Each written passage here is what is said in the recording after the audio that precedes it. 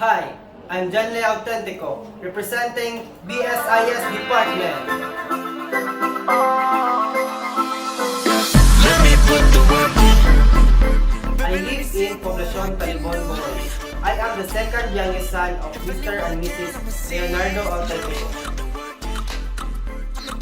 I decided to take up BSIS because I am into computers and I love to learn web development and computer programming. My hobbies are playing Mobile Legends, Dota 2, and Valorant. I'll see. Getting jiggy on the Once again, this is Janle Autentico from BSIS Department, Mabuhay! sweat through the world in the force. I'm a master of all you jack of life.